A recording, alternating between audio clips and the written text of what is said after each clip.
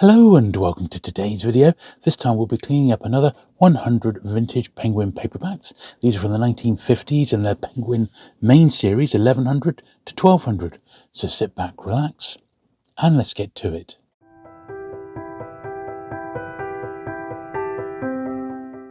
Okay then, so yet another 100 to do, and off we start. Now, the last Penguin main series video that you saw, it did include at the end me going through my existing collection and comparing the copies and filling in the gaps and looking at the upgrades and seeing if there was any missing, and there was actually one book missing.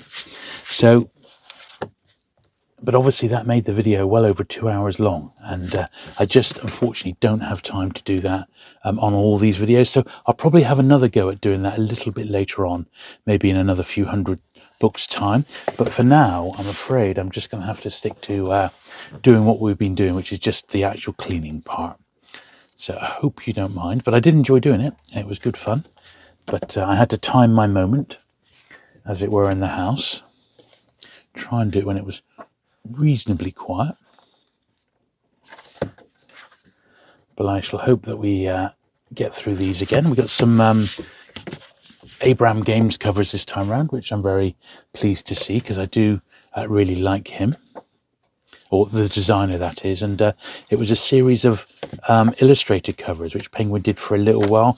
They didn't do many. There's about 30 odd in total, so not a lot to get. They're a fairly tricky series to actually put together, and some of them are missing from this collection that I bought, and the reason why is because the books that were chosen to have the illustrated jackets were reprinted. They weren't first editions, and this collector Alan, who I bought these books off, he only picked up first edition Penguins. He didn't pick up any reprints. So there was a book in the I think it was in the 600s called Gryle Grange, and that, as far as we know, no one's ever come across a first printing of it, only ever the second. But consequently, I think every time Alan came across a copy of it, he didn't pick it up because it kept saying it was a reprint. So, and that's a similar situation with the Penguin illustrated covers. As I said, they only did it for a short while. It was mainly in response to Pan books, of course, which were in full swing by the time these were being published. And Pan had beautiful painted artwork covers, as I'm sure you know. I'm a big fan of Pan books. They are my second favourite publisher after Penguin. And they had those, a great stable of artists, didn't they, who were producing magnificent covers for them. They also had the advantage of having one of the publishing phenomenons of the 50s and 60s on their list, which was the James Bond books, of course, for which they did a magnificent job in selling those to the public.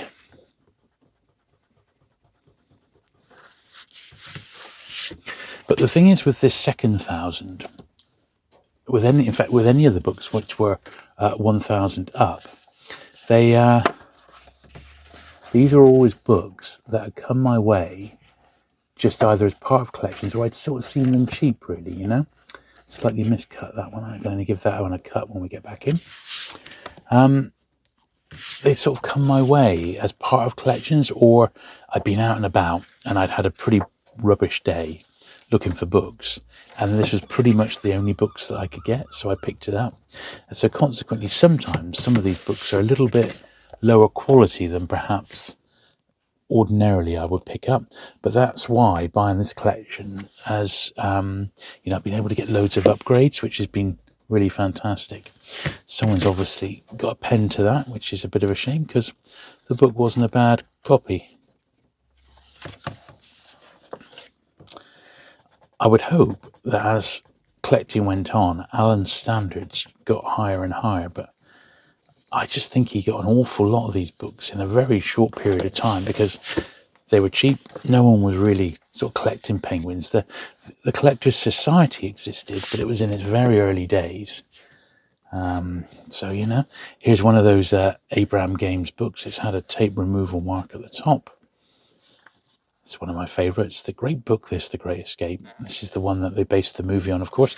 And this one was designed by the designer Abraham Games. You see A Games there. One of his most famous designs was for the Festival of Britain. He designed the logo for that back in 1951, that was. Certainly one of the great designers of the UK. And I'm definitely a fan of his work.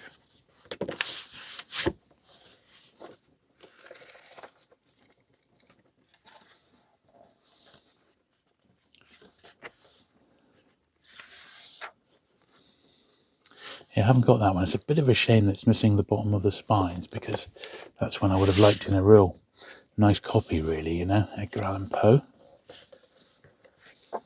But it's okay, I'll take it for now, but I'll probably end up adding it to my upgrade list, which is absolutely fine.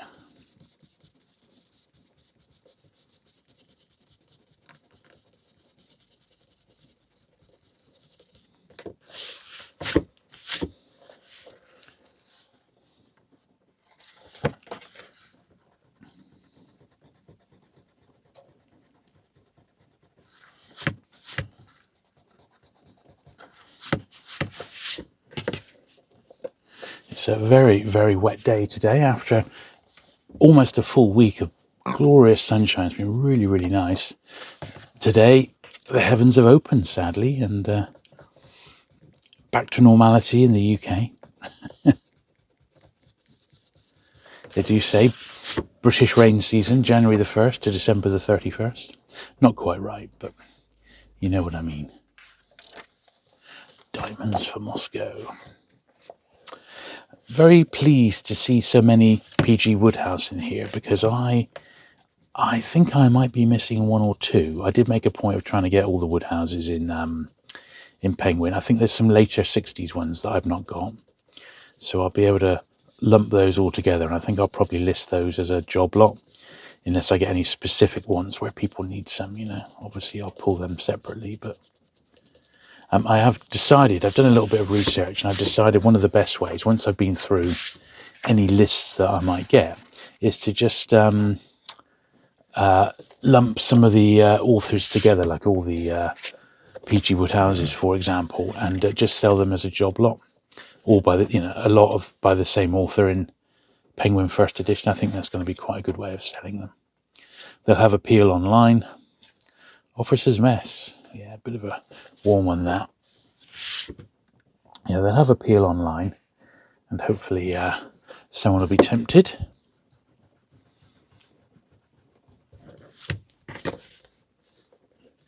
Look at this.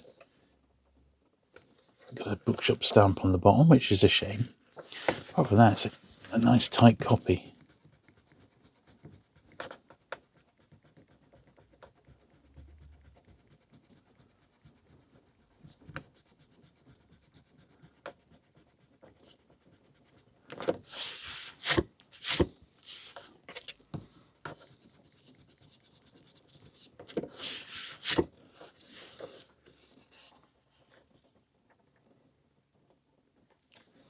Yeah, never heard of that one. Spanish Raggle Taggle. Bit of a mad title, isn't it? The Treasure of Sierra Madre. Now, these are the sorts of covers that I quite like, with a little black and white, like you could say a little vignette is what. They're the ones I like. Some of them, obviously it depends on the artist, are better than others, you know. But that's actually quite a good one. A little insert here of some sort. Oh, it just lists all the Trevon titles. Rebecca West. A Harsh Voice.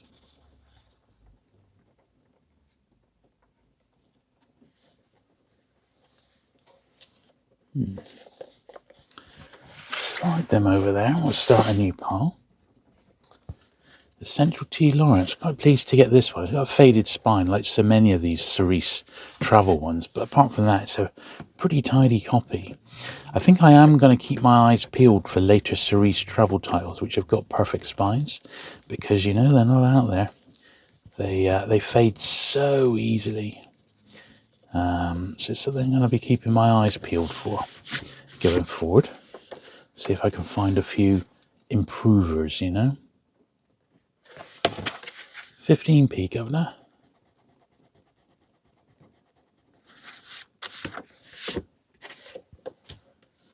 Lovely. Passages from Arabia Deserta. Okay.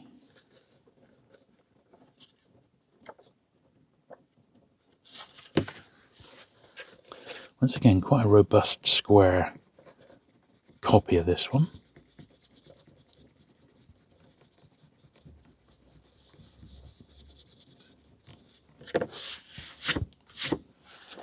Which is always nice. There we are. And when you think we've got, even after we've done this, we've got another 18 videos. We've got 1,800 books just in the main series still to do. Plus I've got 300 more Puffin books as well. So I've got another 21 videos just on this collection. It's quite something, isn't it? Plus I'm going to be doing my regular pickup videos, of course. So as I said, I will definitely intersperse these videos each Saturday with other videos, other cleaning videos that we will be doing, cleaning and bagging, of course, just so that you don't get bored. But basically this collection was almost a half a year's worth of content. So week by week you will see me slowly but surely cleaning an entire vintage penguin collection. Not something that comes across my way very often. And as I said, this was by far the biggest single collection I've ever bought. It is the biggest one. The next biggest was about 4 years ago, and it was predominantly Pan books. It was a huge, huge run of Pan.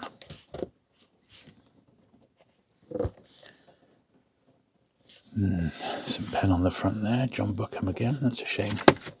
But I think I've got the Buckhams, I think. Anyway, so it's not the end of the world completely.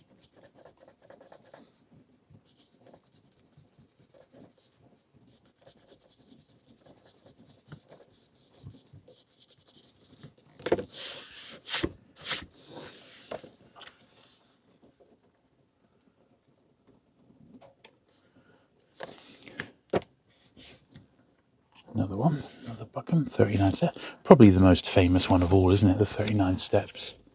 Right, trying that again because someone had the audacity to give me a phone call during a cleaning video. I mean, what a liberty. What a liberty. And it was a junk call, so I have blocked them.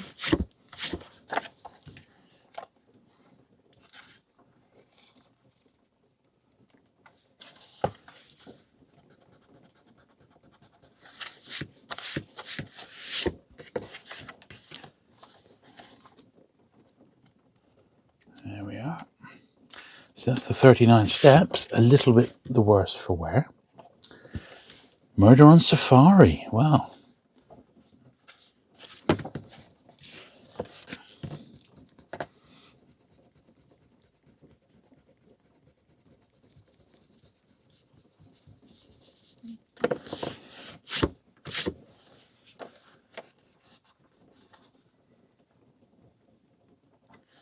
Not too bad a copy of that one, so we won't mind that. Onto the second stack. We've got 4 big stacks of books, each one approximately 25 books, making up the 100. And that one's absolutely fine. Once again, a fair few of these have had the tape off already, so maybe it just dropped off, or maybe someone actually has already pulled it off. Certainly some of the 60s ones that I've been boxing up in their hundreds have definitely got tape on, so it's not like it stops occurring. It's there right to the very end of the run. Sadly.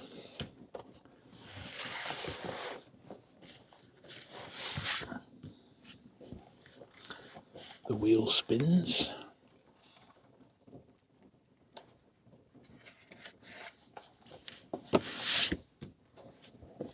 All right, crossword book. Is that pencil? Yes. Manchester Guardian 5th crossword puzzle book. See what condition this one's in. Yeah, about a third of them have been done, but pretty neat. Fairly neat, that one, as crossword puzzle books go.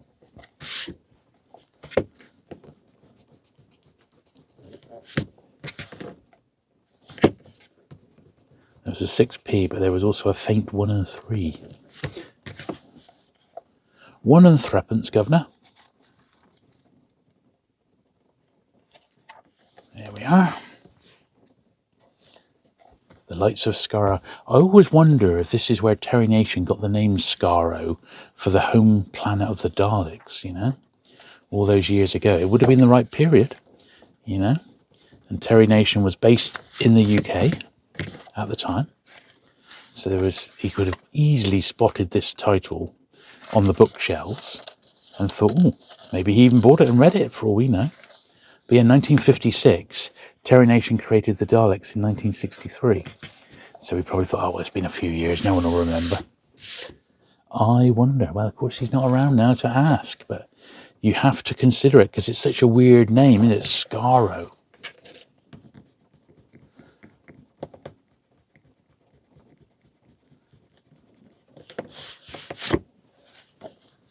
You've got to think that it was probably related somehow, didn't you? Aha, now this is the first time where I thought we needed a little bit of glue. So we haven't used the glue today, so hopefully it hasn't like seized up overnight. Here we go. Yeah, no, we're okay. I definitely remembered to like clean the nozzle after we finished yesterday. Or last time, I should say. I've had a week off, so I've been filming 1 or 2 videos literally every single day, just to make some progress on the collection, because I know what it's going to be like. And I've got a lot of people looking to pick up the doubles, and it'd be nice to get some of my money back.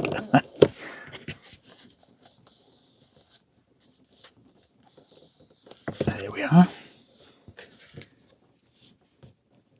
So there's the remnants of a very old price there, which I think I've just about got off. Oh, another John Buckham. They must have done them all around this sort of period, mustn't they? John McNabb.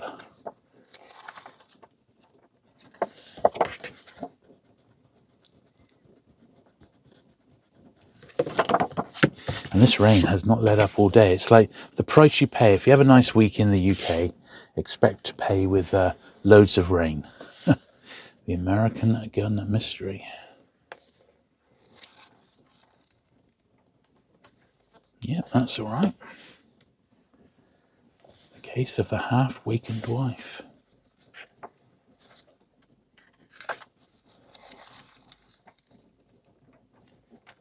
Yep, that one's all right as well. Not perfect, but nothing to do on it. The Egg and I. Yeah, a bit of a weird title this, isn't it? What's it all about? Betty McDonald. End of the Line. Now that's got some... This is pencil, pen. Some of it is pen, I'm afraid to say. But we'll take the pencil bit off at least. Because it feels quite a nice square copy, this one.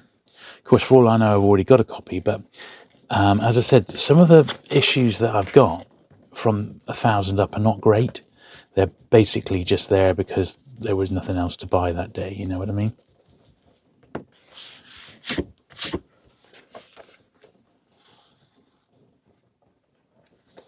There we are.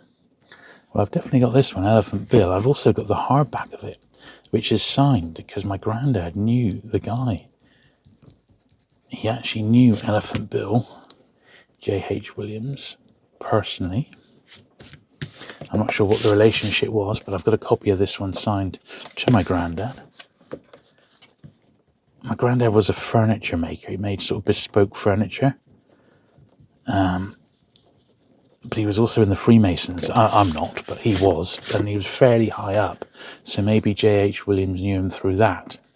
You know, who can tell? I shall try and remember to ask my mum. She may know. This is one I think that's on my list of upgrades. I do like C.S. Forester, obviously for his Hornblower books rather than anything else. But this is one of his other historical ones, and these have got the beautiful covers by Robin Jacks. It's actually signed there, and these are the ones I particularly like. Very, very nice indeed. In fact, we'll have plenty of C.S. Forester this time round.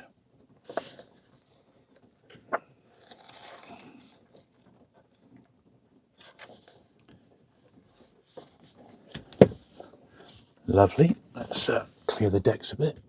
The Black Stage. This is one of those Crime Club ones, which I'm really pleased to get these. Might do a little video on those. There's 10 in the series. Yeah, I think this is one of the piles where I sat down and went through and took all the tape off because it was like literally sat next to me and I had nothing else to do at the time. So I've already gone through and taken all the tape off these to save myself a little job. Not that there was loads of tape, but there was definitely some, you know.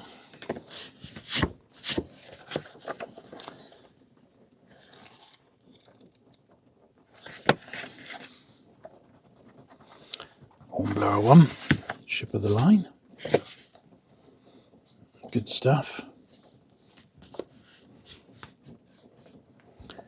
Mr. Midshipman Hornblower, chronologically the first one in the series. When Hornblower joins the Indefatigable. Actually, he doesn't, does he, initially? What was the ship he does join? I can't remember now. But he joins the Indy later on. Great series. Great series. Commodore. Of course, throughout the course of his career, he does rise all the way through the ranks up until First Sea Lord. So he basically he's running the Navy come the end.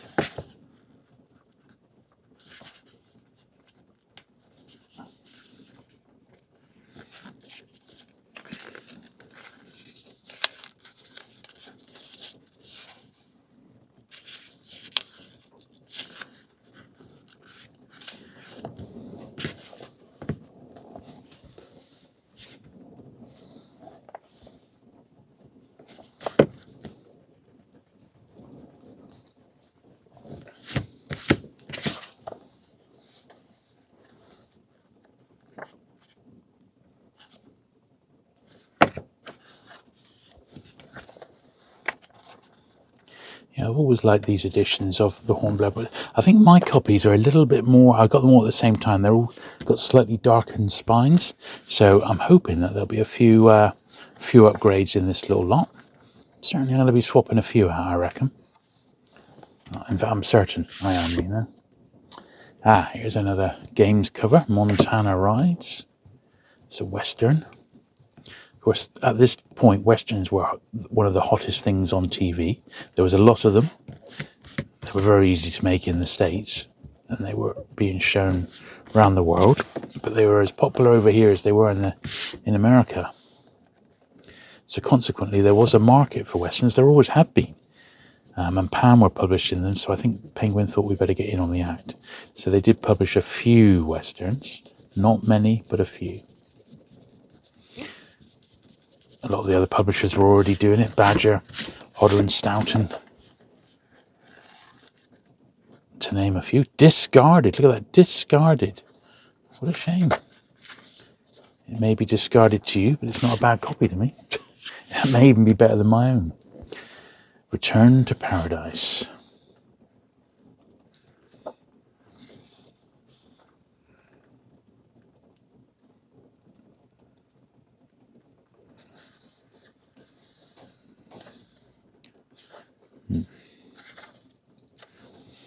Okay, James Missioner. House of the Four Winds. Now this one's embossed with a previous owner's name. 43, it's an address, 43 French Road.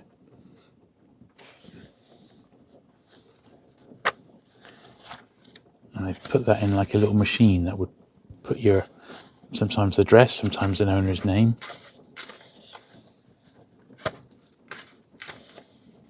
Yeah, 1956 we're in now. Loads of John Buchan. They must have pretty much done the whole lot, you know, all in this this little period of time.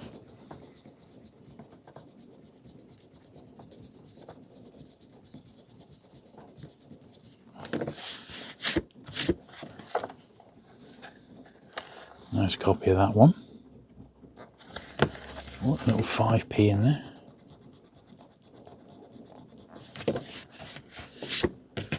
Good stuff.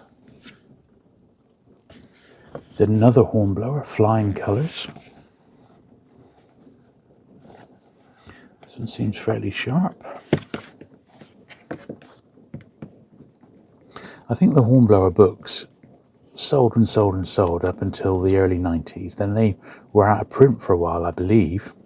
And then they came back when they did the new TV series with Guffield.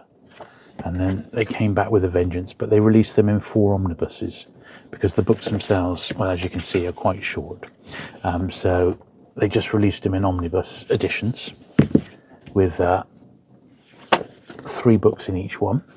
And they actually did that back in the day, you know, in the 50s. Although the earliest books were in the 1930s. I have actually got a full run of the Hornblowers in hardback first edition as well. But I think the first 2 or 3 have got facsimile dust wrappers because they're very, very rare. But the actual books themselves are firsts.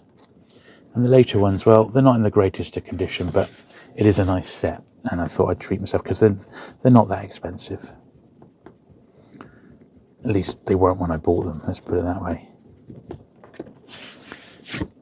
So the Cruel Sea, another classic from Nicholas Montserrat. Not a bad copy either. Very unusual to have that sort of cover, you know. Not a photo cover, but sort of similar, isn't it? It's a very, very arty one. Doesn't really fit the Penguin list, does it? Faintly Speaking, said Gladys Mitchell. This one was bought in Bath.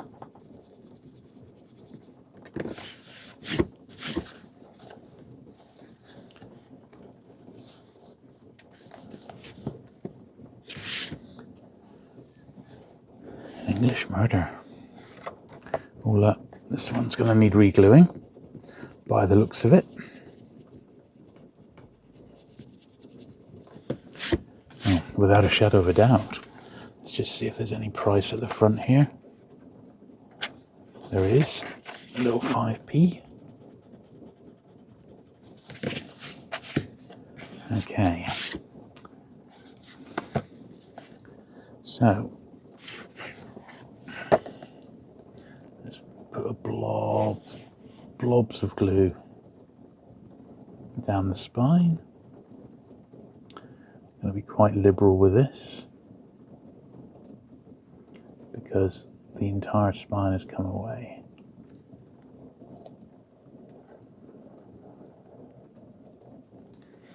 That should be absolutely fine.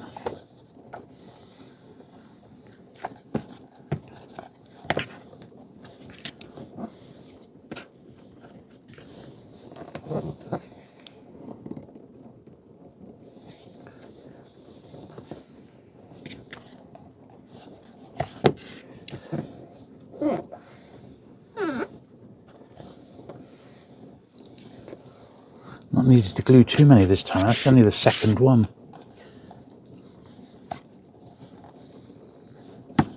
But when they're glued, that is it, they are very much glued. Another Buchan.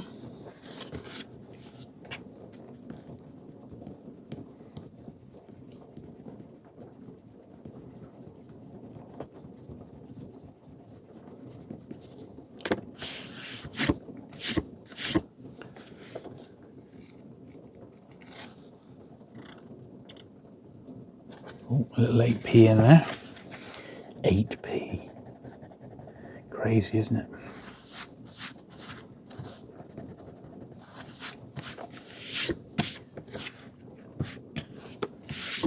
Oh, and a name on the front cover as well.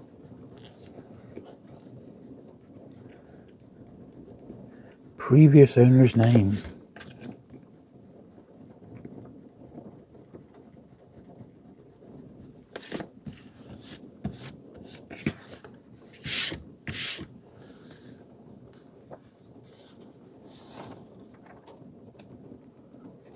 are. The Voice of the Corpse.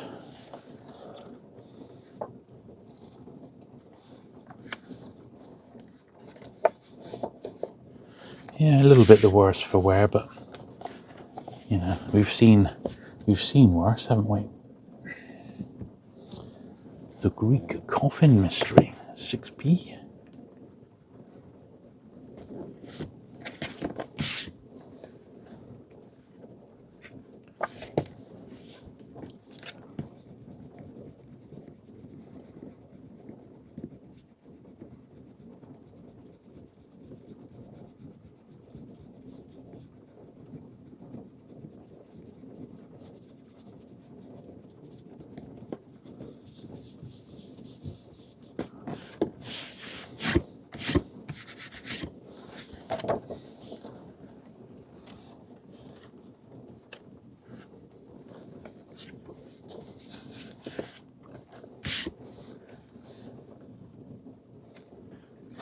There's a little sixpence underneath there as well.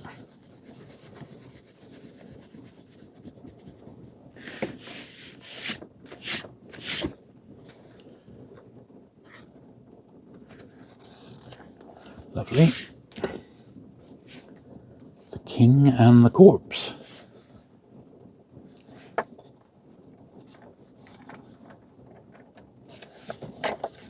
6p on that one.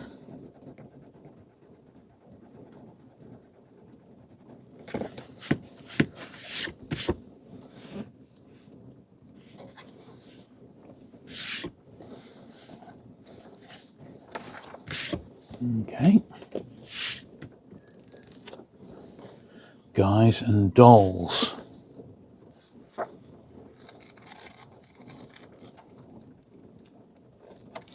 Yeah, that's lovely. Murder is Easy. You know, my copy of this is almost exactly the same, with a crease in almost exactly the same spot. I think it's particularly difficult to track a copy of this one down in nice condition. It really does seem to be quite a challenge, you know? Which is a shame, because it's one I would like to get a better copy of, you know? Being Christie and an Abraham Games design. It may slightly be better than the one I've got. Until I've literally got them side by side, I'm not going to be able to tell, but it would be nice to think it is better. But yeah, I think mine's got a crease. Honestly, it's in exactly the same spot. It's like, oh, can you believe it? The short weekend. Well, we don't like short weekends. We like long weekends. That's what we like. None of these short weekend malarkeys. Well, that's all that about.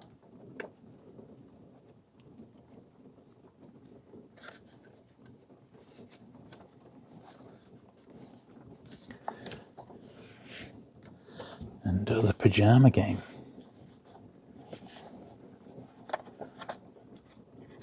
Now, this is one that definitely had some tape on. Let's have a slightly closer look there. Yeah, I want to get some glue in that spot there.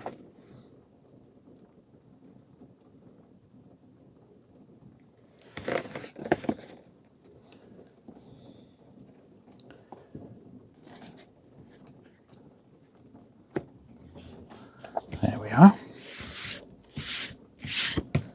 Right.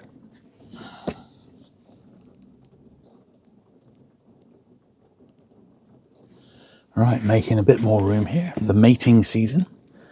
Good old PG Wodehouse. This is quite a nice copy, but it has got a bit of a yellowy spine, which is probably means it was in a room with a smoker or with some smoke around it. Unfortunately.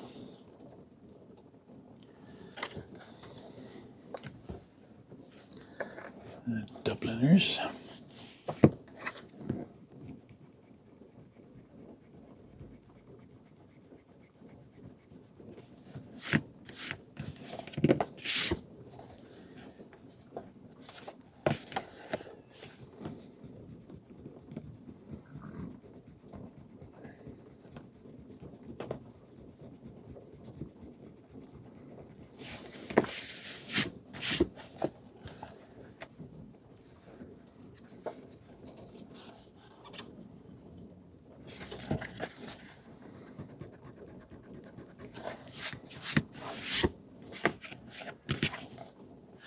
are. Let's cleaned that one up. One in America.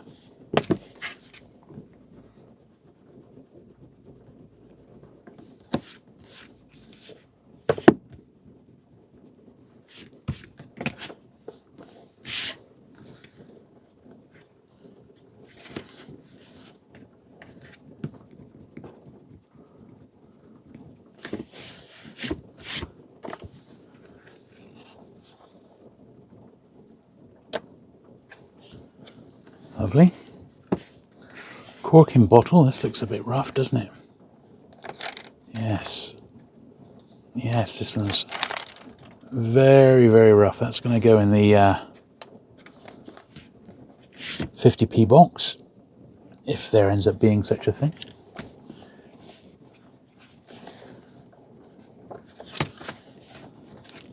Thankfully, it's one I've got.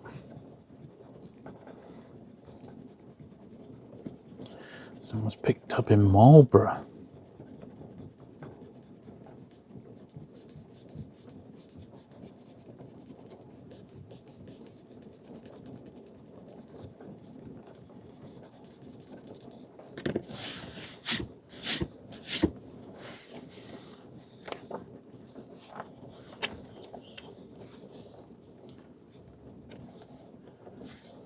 Yeah, fairly nice copy of that one.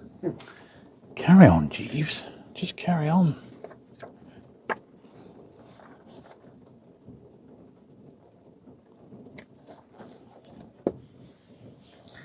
The Apple Cart. This is a Bernard Shaw play. Once again, another one that's a little bit the worse for it. It's got wet. And look at the state of it. So even though I haven't got that one, I'm not going to bother cleaning it because it's just going to go straight into the almost fit for the bin pile. It has, I'm afraid to say, no redeeming features. Sorry.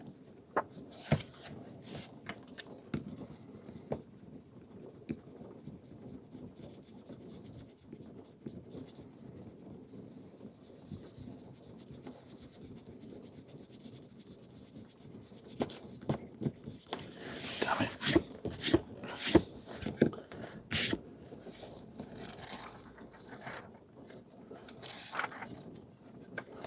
Okay, that's all right. Not Wanted on Voyage, Nancy, Spain.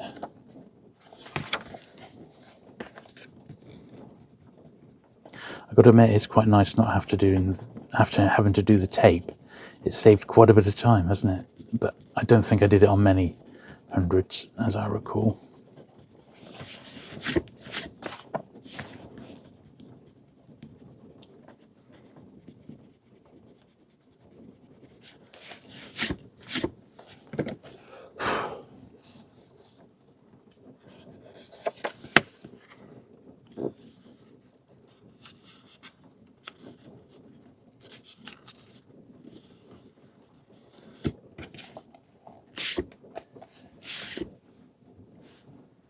Sunshine Corpse.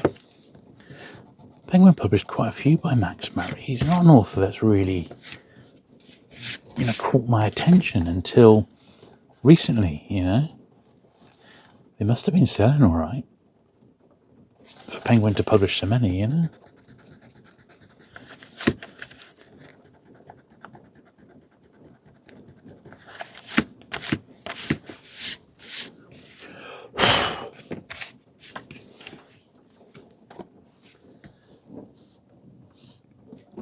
Grabbing the next wedge. Florence Nightingale. It's a biography of her by the look of it.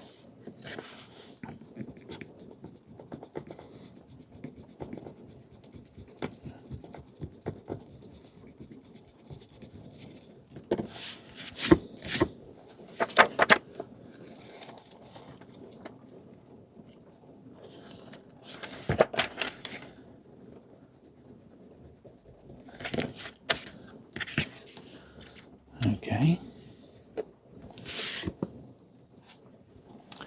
Payment deferred. Another Forester. This is one of his crime ones, of course. As opposed to Hornblower.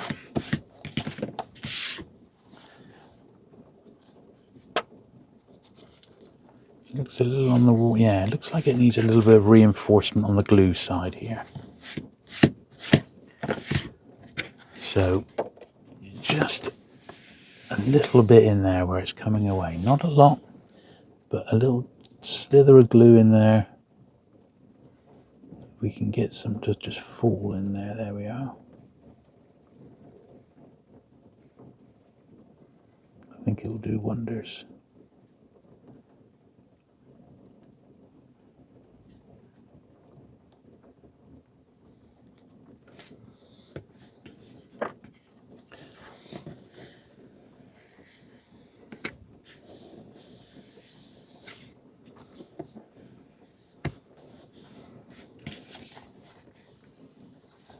Yeah, that's saving that one from a fate worse than death. African Queen. I always remember picking up a hardback first edition of the African Queen in New Zealand. It cost me 75 New Zealand cents, which was about 25 pence in our money. And I ummed and ahed about keeping it because it was an immaculate copy. I think it came out in 1933, something like that, with a dust wrapper. I mean, it was beautiful in every way. And I brought it back home and I cleaned it, and then I took it to a book dealer.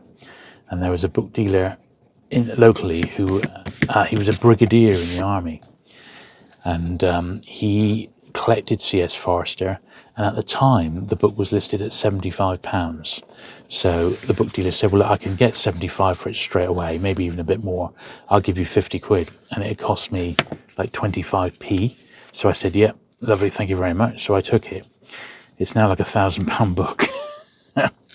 But that was in the early 90s, so it's over 30 years ago. But it was one of those ones I regret getting rid of because, well, you'll never find another. And it was so nice. I mean, it was mint. Okay, let's get through the last wedge now before we need to get brushing. This is another one that's in very rough condition. There's some tape inside the book there. That must have fallen off from when I was doing the tape. But yeah, this one's a little bit the worse for wear.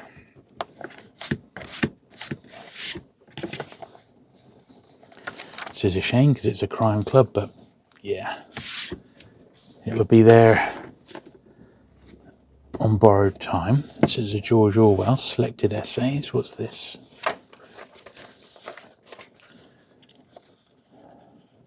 That's a thing on George Orwell.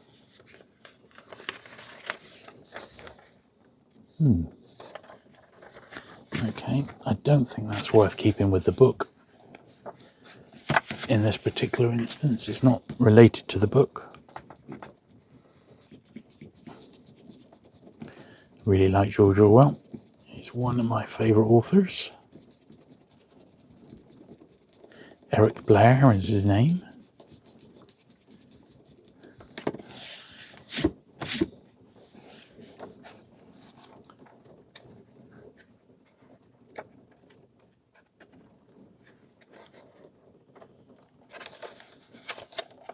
Yeah, it's a pretty nice copy. That's probably an improver, I reckon, upon the one I've already got, a Brazilian Adventure.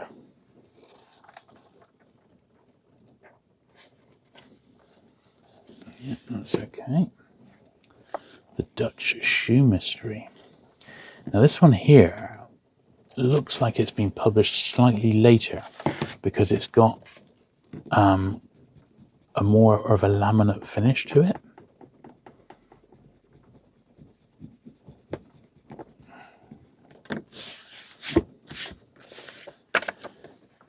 So let's check the publishing date for this one. 56. You see that there? It's got that mark on it.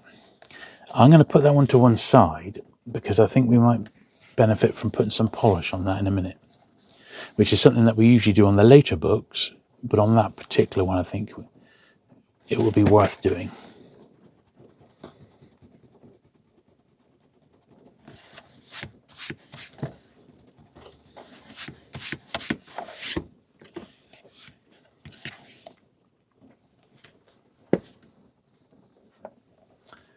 Pigs have wings.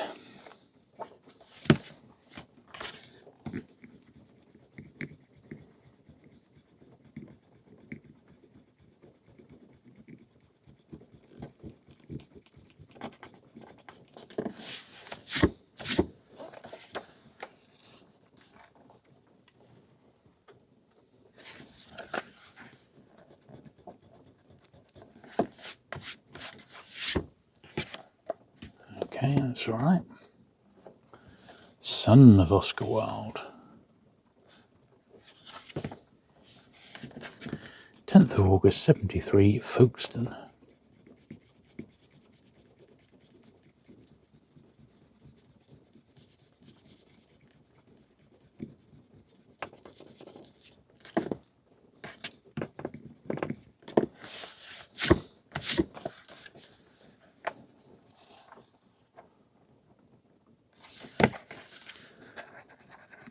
£12 inside.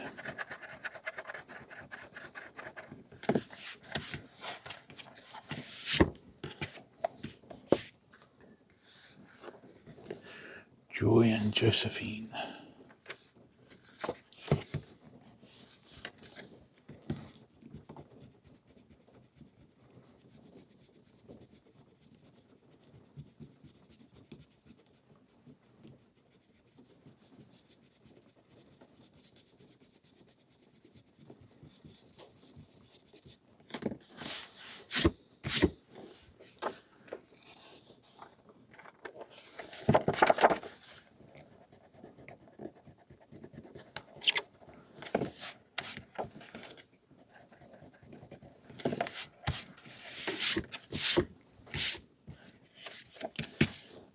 Lovely.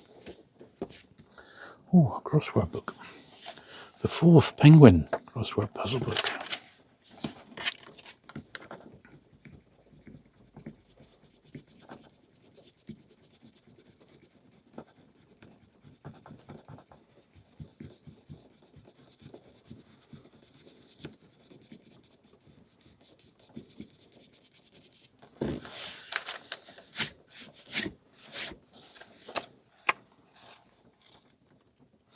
It's in quite nice condition.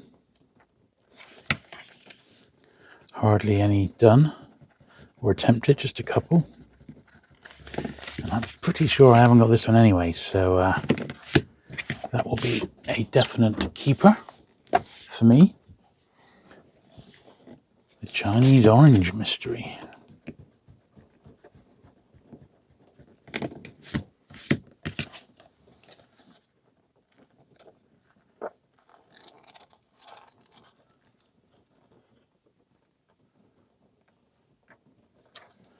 Yep, that's fine. Let's put these up on these piles up here. The Roman Hat Mystery.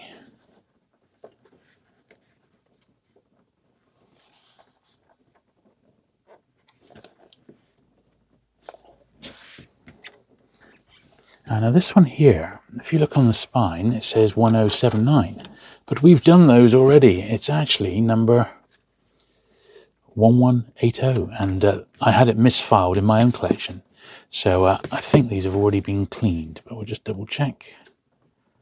But these were a spillover from the last video.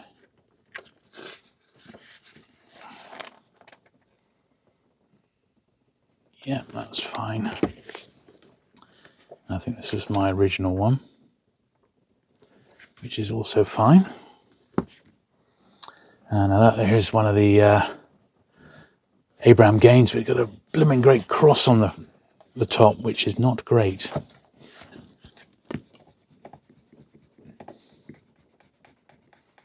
It has sadly seen better days, shall we say.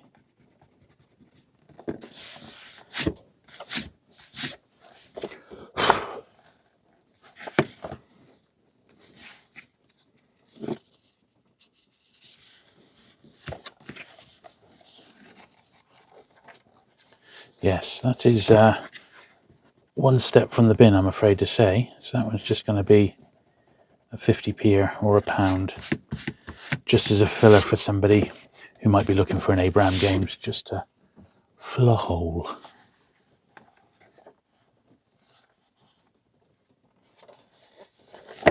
Another one by that Max Murray.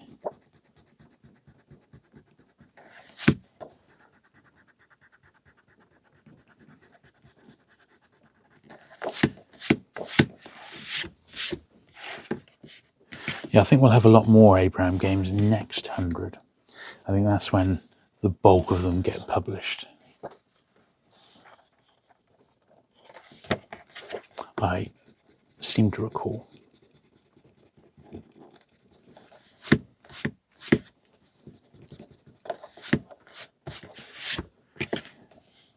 The Conjurer's Coffin.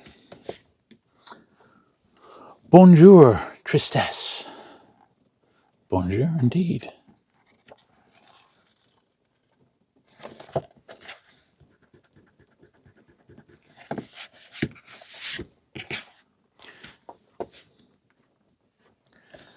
Arthur Quiller Couch. Selected short stories.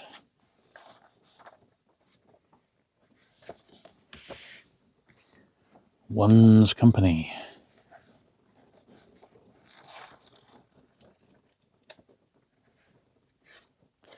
A Journey to China, made by the author in 1933. Well, this is another one of those Crime Club choices, which is also in pretty poor condition, sadly. Evidently, these were really good books that they chose, and the copies that have ended up in Alan's collection were pretty ropey. I think I only had one or two myself, so once again, that's very, very borderline. I don't think I've got that, but if I haven't, I'm not going to put it in the collection. It's literally that poor condition. I'd rather not have it in there. It's not even borderline. It's straight in the cheap box, really.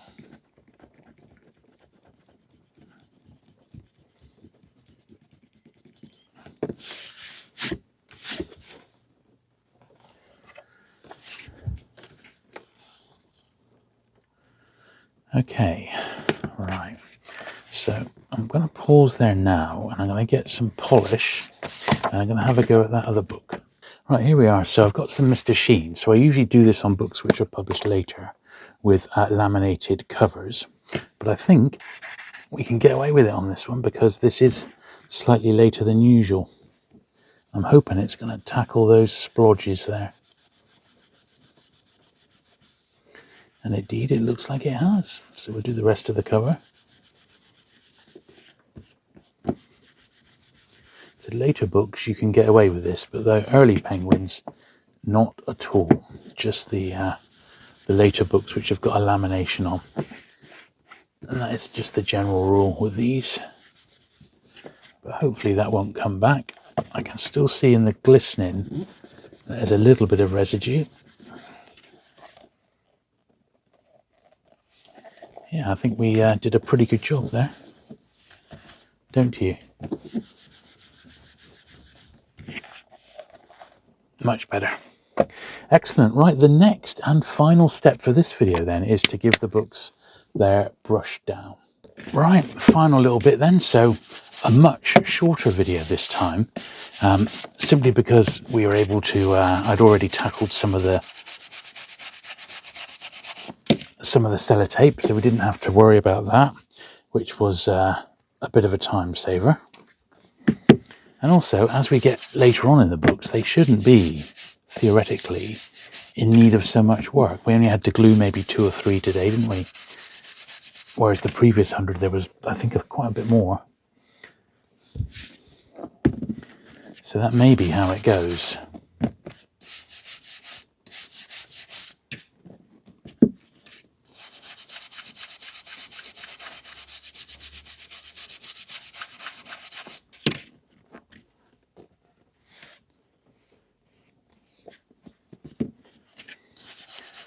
But I shall take these in a minute and get them sorted amongst my own collection, my existing collection, and then I'll be able to top up the ones that are for sale as spares.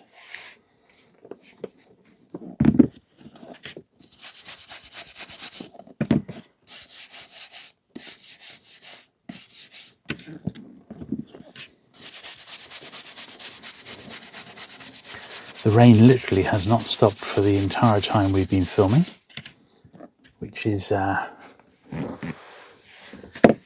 just how it goes, isn't it? We have had some lovely days, so I can't really complain.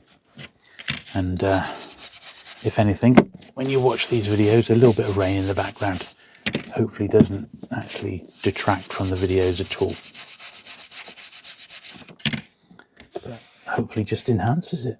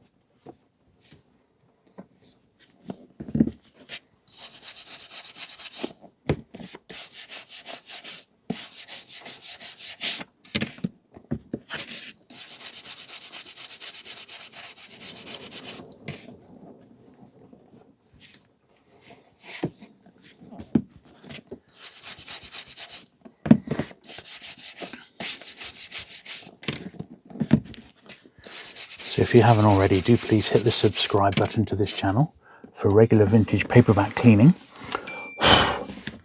I've got the next half a year sorted.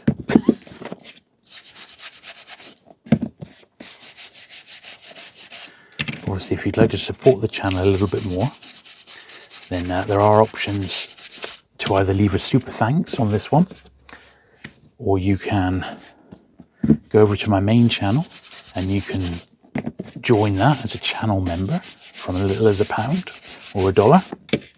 And I'm over on Patreon, which is the best way of all. And that's at patreon.com/Jules Bird. So if you do enjoy the content and fancy helping out, it would be much appreciated.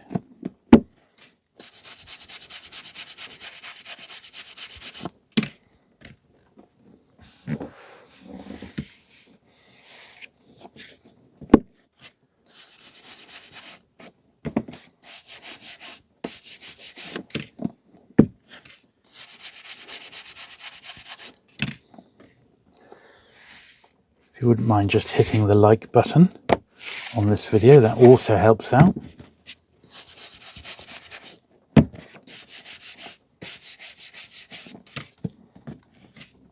With the old YouTube algorithm, you know how it is.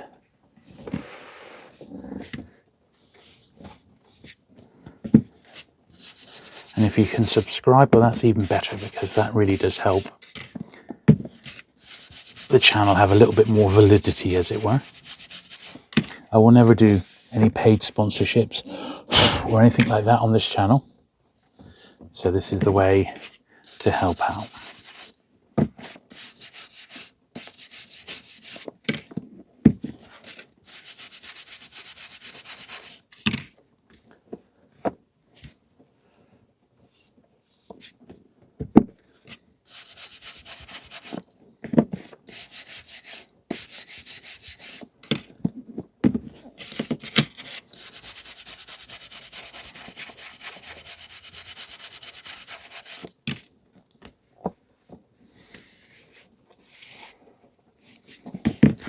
Now, I think the next video I'm going to do, I think it's either going to be another puffin, the next 100 puffins. It might be that one, or it may be one more main series one. I haven't quite decided yet.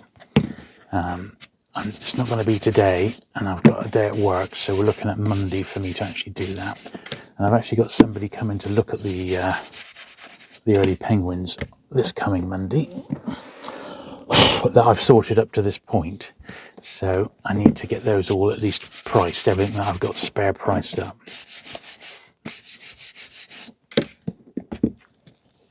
So we shall have to see.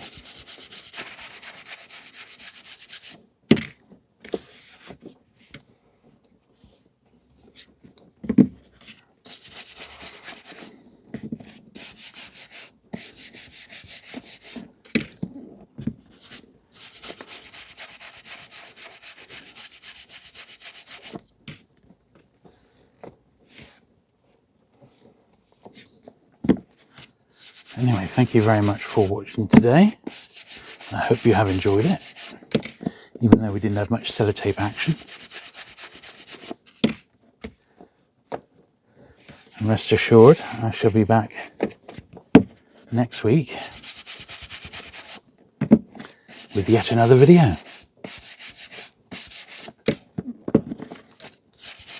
So I shall see you then.